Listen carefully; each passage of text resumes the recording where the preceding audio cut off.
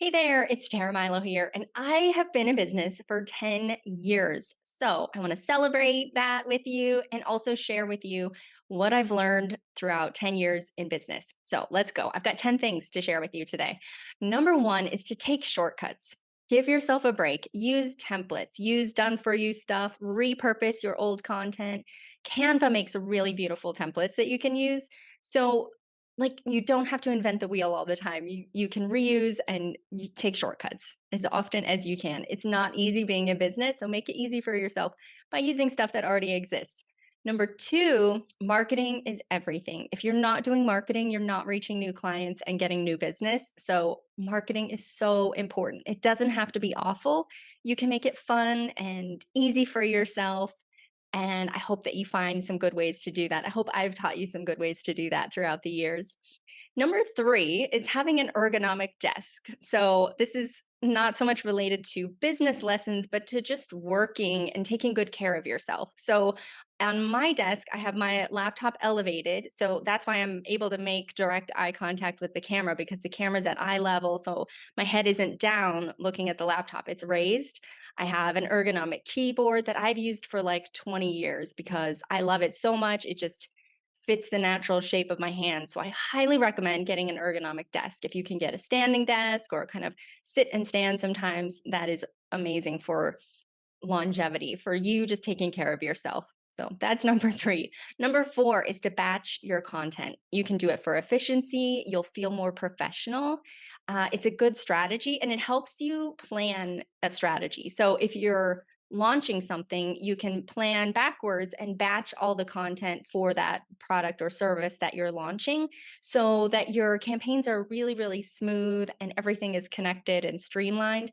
And it gives you some peace of mind that you're taking good care of your clients, but also like sometimes stuff happens in life. Like I have lost pets throughout the course of these 10 years, and I just didn't have anything to give. But fortunately, I had batched videos and email newsletters, and I had batched a bunch of stuff so that I could just grab that content and drop it in. And like my clients, my list doesn't lose out on anything, but I'm able to take a little bit of a step back and kind of take care of myself, like I said earlier.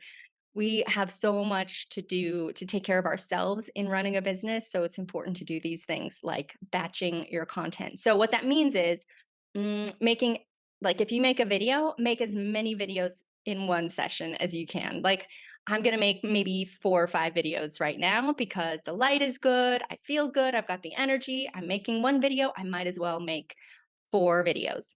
And then I've got a good batch. That's like 2 months worth of content because I do it every other week.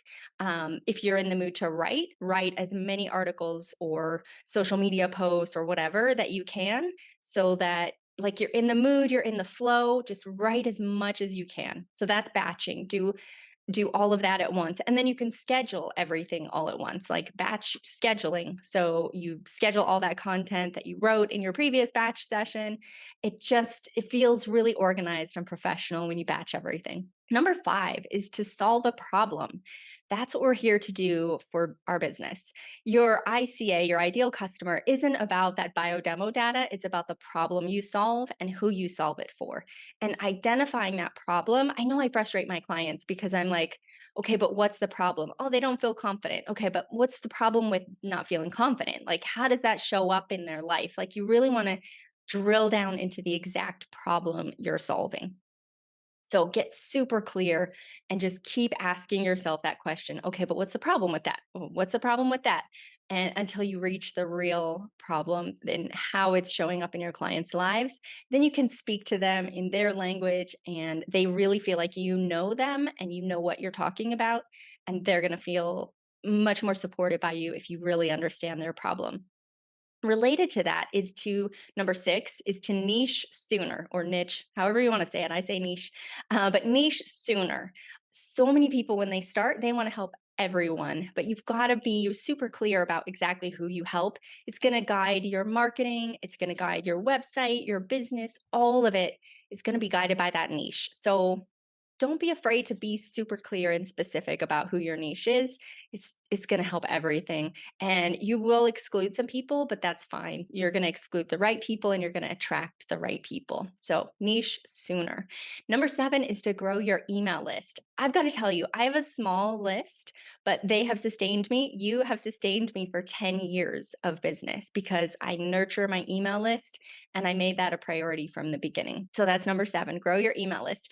Number 8 is to identify what you're not good at, what you don't like doing, and hire help for it. That's it. Do I need to say more about that? There's no shame in getting help for something. And a lot of times, the person that you hire can do it a lot faster and easier than you can. So you're actually going to end up saving money or saving a lot of time because, like, a good virtual assistant or someone can do those tasks in 30 minutes, something that might take you 2 or 3 hours. So, like, you feel like, oh, it's going to take them 3 hours. But if they're good at it, it's going to take them a third of the time that it might take you. So, figure out what you're not great at, what you don't like doing, get somebody to do it for you. Related to that is number 9 is don't do everything yourself. Hire help sooner, get a business buddy, get a mastermind group. You need a support system. Running a business is so hard. And this was the one that really impacted my quality of life was trying to do everything alone. So learn this lesson from me. Hire help sooner, get a business buddy, get a group of business buddies. Um, yeah, just allow yourself to reach out and get support because this stuff is harder than you think. Writing is harder than you think. Building a website, all of this stuff. So hire help, get people to do those things for you so that you're not doing everything alone. It's going to save you so much time and heartache. It's hard to run a business. And number 10 is contracts. Get your contracts, get some legal documents in place, sign a contract with clients, with business buddies who turn into partners. You need to have contracts in place to set the guidelines of these relationships and to say what's going to happen when things go well, what happens when things don't go well, how are you going to deal with stuff that comes up. If you lay that out in a contract beforehand, it makes everybody feel better. So get contracts, get legal documents.